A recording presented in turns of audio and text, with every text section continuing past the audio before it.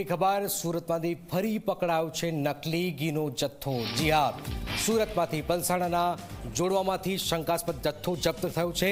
Shivshakti food and પ્રોડક્ટમાંથી ઘી પકડાયું છે। શંકાસ્પદ ઘીના પેકિંગ સમયે જ એલસીબી દરોડા પડ્યા છે। 24.44 લાખના મુદ્દામાલ સાથે 2 આરોપીઓની અટકાયત પણ કરાઈ છે। સંદીપ જોડાયા છે। સંદીપ, નકલી ઘીના પેકિંગ મળી આવ્યું છે, શું વિગતો સામે આવી રહ્યું છે?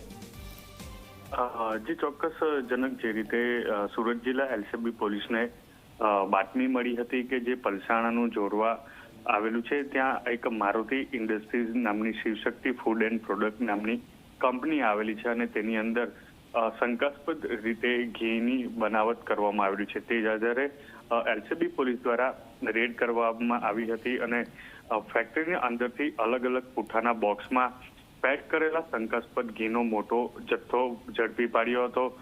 પોલીસ દ્વારા પ્રથમ તો ફૂડ એન્ડ ડ્રગ વિભાગને જાણ કરવામાં આવી હતી અને ત્યારબાદ જે શંકાસ્પદ ઘી છે તેના સેમ્પલો લેવામાં આવ્યા છે।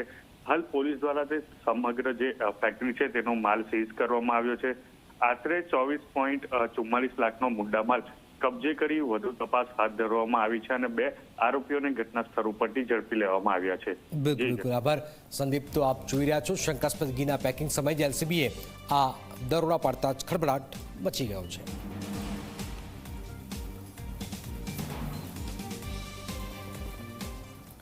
આગળ વાત કરીએ રાજકોટના